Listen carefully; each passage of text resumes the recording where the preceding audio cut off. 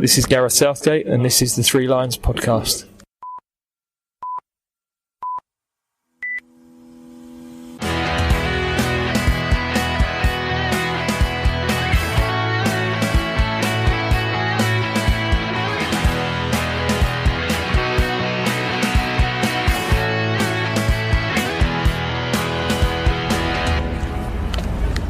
Hello and welcome to the Three Lions Podcast. My name is Russell Osborne and this is an independent England supporters podcast. Hope you've enjoyed the recent episodes that I've released. Bit of a double episode this one because you join me outside Wembley Stadium. As here in England and in the UK, more restrictions are being lifted, so the opportunity to move around a little more freely is something I wanted to grasp. As I said, this is a bit of a double episode, so I'll be chatting with an England fan later on in the episode. So Wembley. Initially, I had this episode in mind visiting back in November 2020 time, and obviously lockdown happened, stay local, the tier system, so I put that idea on hold. But I had this idea of heading up here to check out what was going on with the ramps. But here we are, April 2021, and those ramps have long since gone, replaced by steps leading up to the Bobby Moore statue standing tall at the front of the stadium, with the main entrance still below. And it's hard to believe that the last time we were all here together to see the team was the 14th of November 2019, when we comfortably saw off Montenegro 7-0. There's still so much construction work still going on here. And as I said, one of the reasons I decided to have a gander around here was the fact that one of the last remaining remnants of Wembley has disappeared. You remember those large concrete ramps, or pedways, to give them their correct name? They rose up from Wembley Way towards the stadium, splitting in two halfway up. Well, apparently they were built back in 1974. They used to go over the coach park beneath it, but that's since gone. So the ramps, well, they're deemed surplus to requirements. And the bulldozers moved in mid-November with the plan to introduce these steps, similar to those that come out of Wembley Park Station. You know, the ones where people stop, annoyingly, to have their photo taken with the arch in the background. Now, I'm no wheelchair user, but apparently the ramps were too steep a gradient to be easily pushed up. It may seem a little odd to replace the ramps with steps, but according to the plans, these new steps will incorporate 4 lifts that can accommodate 3 wheelchairs at a time. Although I have to be honest, from where I am at the moment, I can't see that. But there are still a lot of barriers all around it with workmen all high-vised up. A lot of noise, which I'm sure you can probably hear. I was going to try and get in the lifts if they were here, or count the steps, but I'm not able to do that. It's just too busy, as I say, with all the workmen around here. And plus, I'm not a big fan of lifts, having got stuck in one on a school field trip to Belgium some years ago. And I've got to be honest, lifts are all good and well, but there isn't there the issue of potential power failures that may hold up their usage for exiting the stadium, especially in an emergency situation. And the plan was that these new Olympic steps would be ready in time for the League Cup final, or the Carabao Cup as it's currently known as, which was originally scheduled for February this year, but now it's just it'll be in a few days' time, April the 25th. But before that, there's the FA Cup semi-finals to be played here at Wembley, and with some fans being allowed admission, so by the time this podcast is out, it would have had a decent test run. So from where I'm standing, I can see behind the boards there's a lot of new electronic LED screens being put up along Wembley Way. There's some that go up past the steps. There's some right at the foot of Bobby Moore, where there's red zone, yellow zone, green zone, blue zone, all pointing in the right directions. But I'm looking at the steps. They're sort of a greyish colour with barriers going up as you walk up them, sort of, I guess, to slow the people going up, so they can't go too fast, they can't go too slow up and down the steps. But at the moment there's a lot of diggers and construction equipment and men in high-vis jackets all around, so it's, unfortunately I can't get up there and test them out personally. Now, on to this episode. I've had the pleasure of speaking with an England supporter who I'm sure many of us will recognise. You certainly would in the flesh. Welcome to the Three Lions podcast. This is my conversation with Paul Gregory.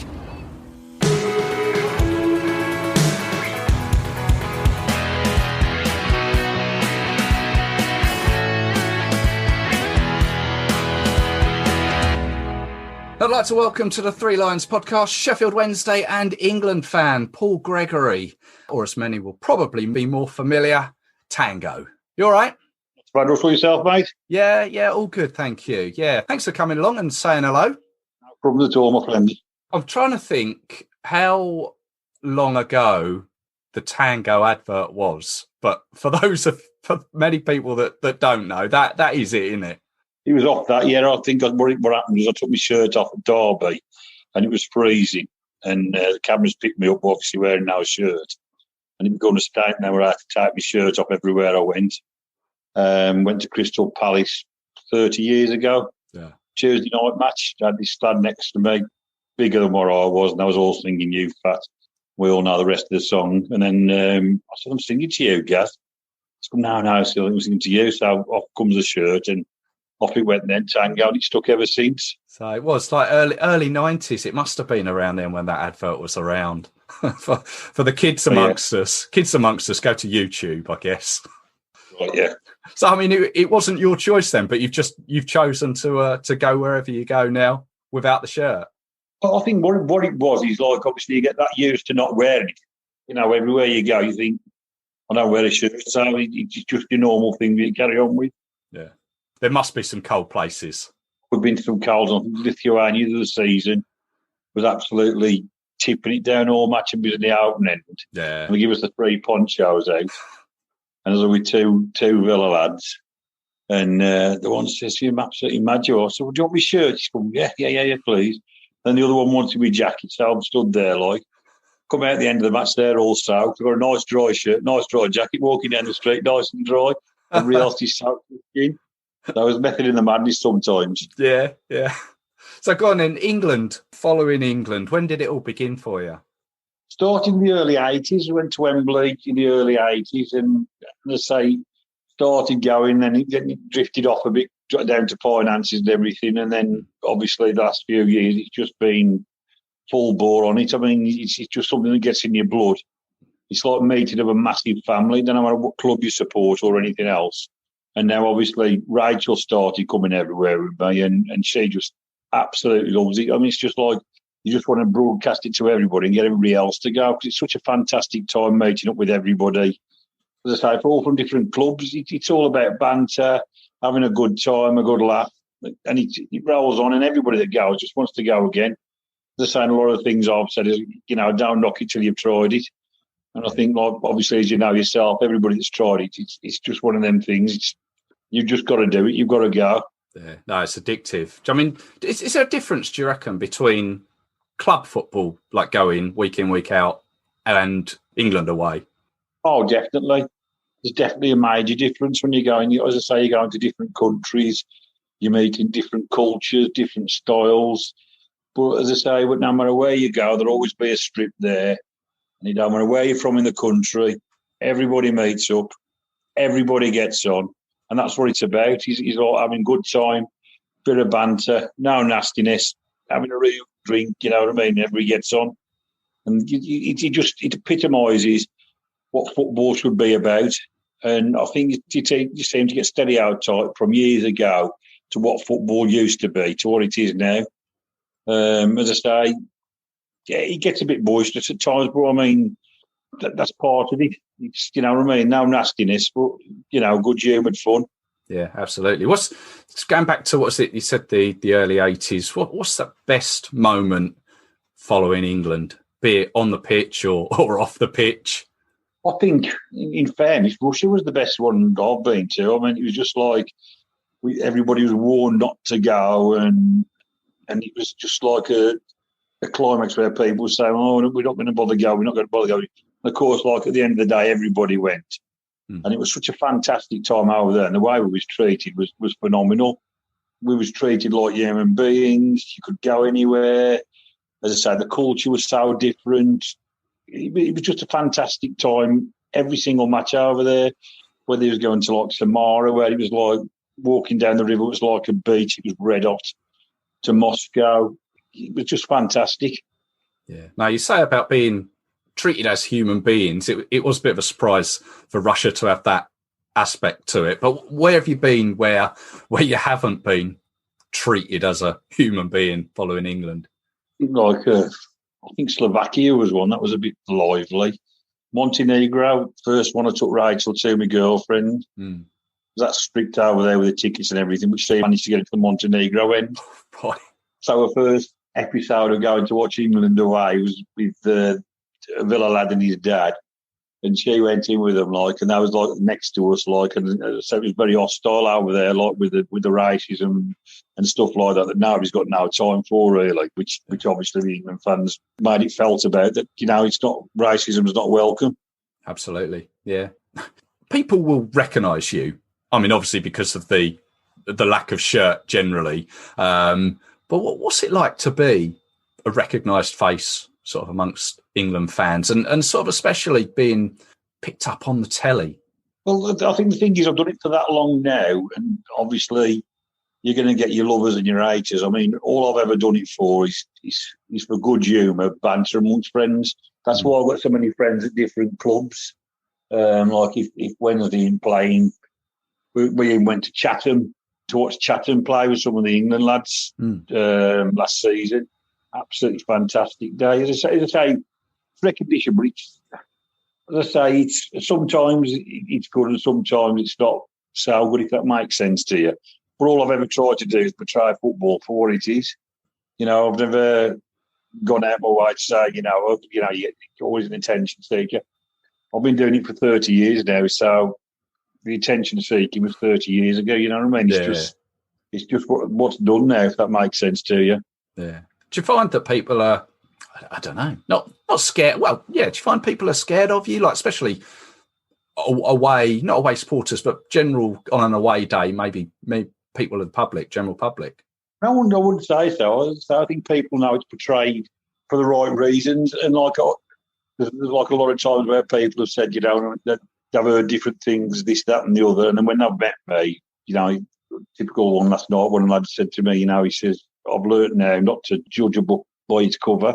You know what I mean? He says, when people, want to talk about football, they realise that I am just a normal, person. Yeah. That enjoys me football. That just wants to have a bit of a laugh with everybody, really, because life's too short. If you got to make the best of it and have a laugh with it.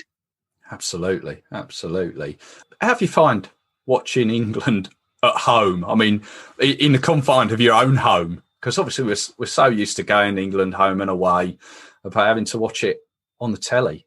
When was the last time you watched an England game on the telly? Yeah, it's just not the same, is it? I mean, it's you sit here and you can't really get the emotion. You get the national anthems coming on and you're dying to get up there, you know what I mean? And then when the match comes on, it's just like, well, you'll walk out and get another can and come and sit down and then get up and have another can and come back and sit down, go and get a bag of scratchings, sit down. It's not the same. It don't grip you as much on telly. I mean, the amount of television football we've had to watch during this pandemic, which has been terrible, it's just been so frustrating not to be there. Yeah. When the tackles go in, you're up and just can't get emotionally involved with it. Yeah, I agree with that. Yeah, it's just not the same. And somewhat that we've never really experienced before, is it? No, I've never experienced again. As I say, it's just been a terrible 12 months for everybody, where hopefully now we're coming to the end of it. We see the light, get into the Euros, and then onwards and upwards. Yeah. And you mentioned the Euros there. How do you foresee things going there from an England point of view? I'm very hopeful. I mean, like after Russia, I was hopeful after Russia. And I think now that the team that's coming through now, I think we've got every chance of doing something, getting decent young players coming through now, and it's looking like we are going to do something. And hopefully if we can do it this year, we can do it in Qatar next year. Yeah, that's true. I mean, Qatar's going to be a strange one, isn't it? Well, in fairness, it's my 60th birthday in November, so If ever there was an excuse. Well, you've got to have an excuse for everything. Yes, there's nothing better than going to like a World Cup somewhere when it's your 60th birthday in Alfleet and come back and say, you know what I mean, I've seen England win a World Cup. Yeah, that'd be nice to say, wouldn't it? Well, I say the gaffer where I work, he went to the 1966 World Cup in a mini with his mates, and they're telling the stories about it, and you're thinking, are we going to see, you know what I mean, we're so close in Russia, and then you're coming to Qatar, and you're thinking, can we just do it? Because that little bit extra. Just to stretch, you know what I mean? Yeah, to see us pick up a trophy. We'll have to speak to your gaffer then and get some stories. Yeah.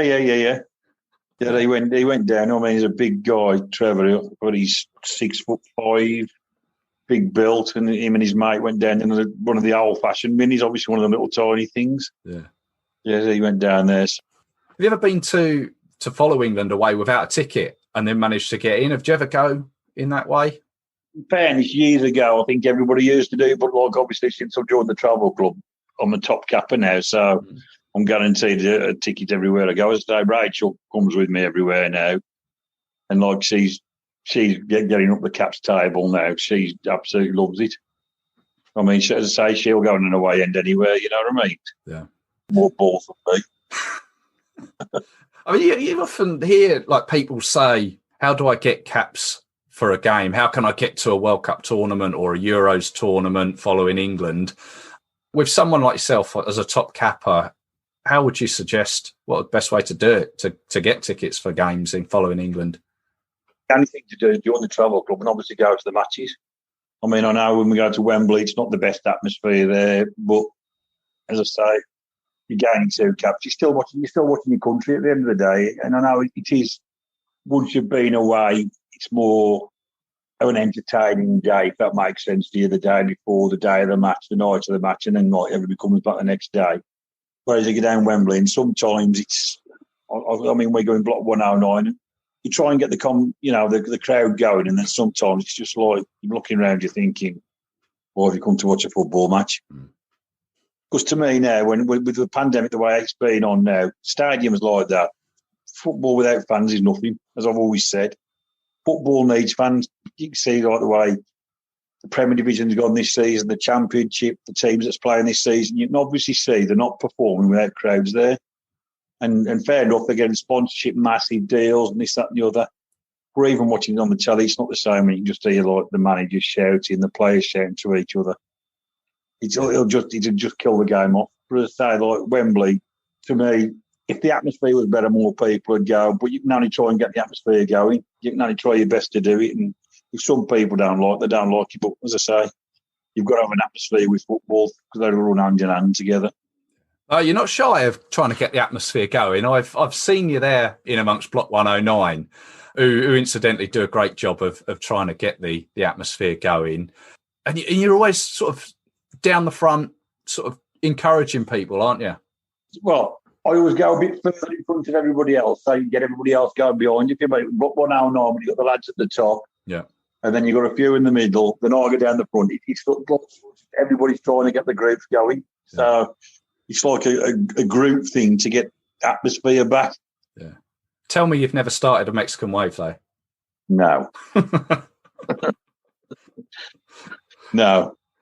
So, I mean, you said that the best experience was at the World Cup in Russia. Were you there for like the Euro 96? I went in and out on them. As I say, it was like the change of that country from then to this World Cup was just like chalk and cheese. It was like, you wouldn't believe the difference. It was like proper, as you'd expect Russia to be. And I think we stopped in an hotel where the hotel was then. It was like a big tenement block, and you just wouldn't walk about anywhere. Whereas this time you were straight off, you were on the trains. And we come back from the one match, in fact, and we got lost on the train on the way back. We ended up in some middle suburb of Russia. And there was just like me and Rowsy, a Villa lad, and I don't think we should be here. And it was like, nobody actually bothered with us. They obviously looked at us and thought, they shouldn't be here, but we ain't going to say nothing to them. Yeah. So eventually, about an hour and a half after we flagged the cab down, it took us about 45 minutes back to where we should have been. So which was probably around the corner. Yeah. He got his money's worth out of us. Yeah.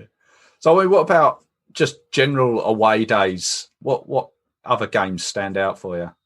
As I say, Germany, when we won 5-1. Of course, That was a cracker.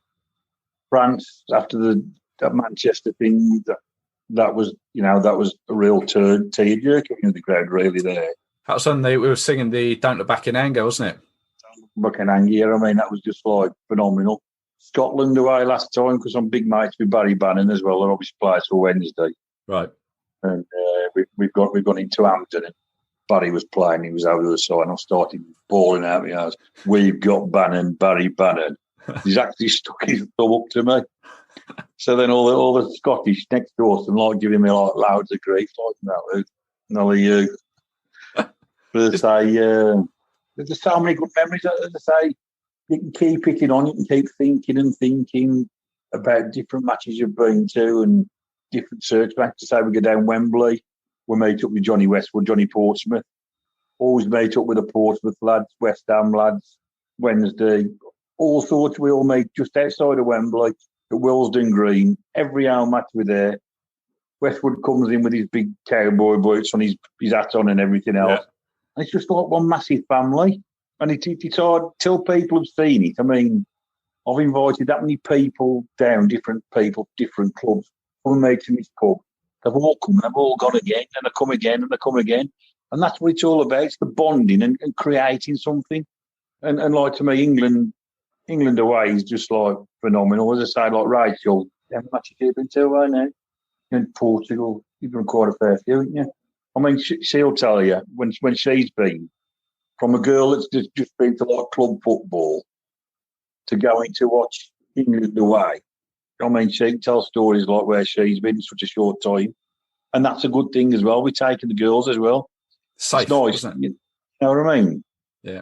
I'm just looking forward to getting back into it, mate. I'm just going honest with you. I mean, like, I'm looking now at like Hungary and Poland. Like, yeah. I think the first year Rachel went, I think she went to 12 different countries. Something ridiculous. The first year started watching England, and like as I say, it was like 12 different countries. Like, and you just buzz off it because like from going with the girls to like Ibiza and places like that to come and watch England is like it's like you know what I mean. And for some to enjoy it as much, if not more, I think it's just a testament to everybody that goes to watch England. I do. Mm. We all just can't wait for it to get back to some sort of normality. We can get to, as you say, going to these places like Poland, Hungary, and just getting back into that same old routine. Same old good routine, isn't it? Good routine, yeah, absolutely. It's a break. Tango, thank you very much for your time. You're on Twitter, aren't you? Do you want to? You are at Tango1867 if people want to follow you. Yes, yeah.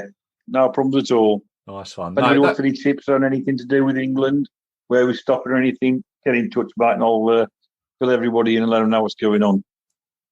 Top stuff. Tango, thank you very much for your time. And yeah, let's hopefully when we're back up and running, we can say hello again in face to face. Russell, we'll have a beer together, mate. It's always a pleasure to speak to you, mate. Sounds good, mate. Thank you very much. Cheers, Russell. Take care, pal.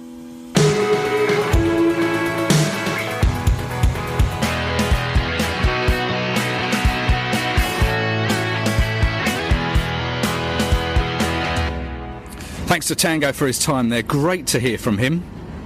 Now, there is some recent England news we're going to catch up with since we last spoke. The Lionesses were in action with a couple of games. Not ideal results. They lost 3-1 away to France in Caen, although that game kind of got swallowed up by being played on the same day that the Duke of Edinburgh, Prince Philip, passed away. Didn't actually see it, to be honest, in the end.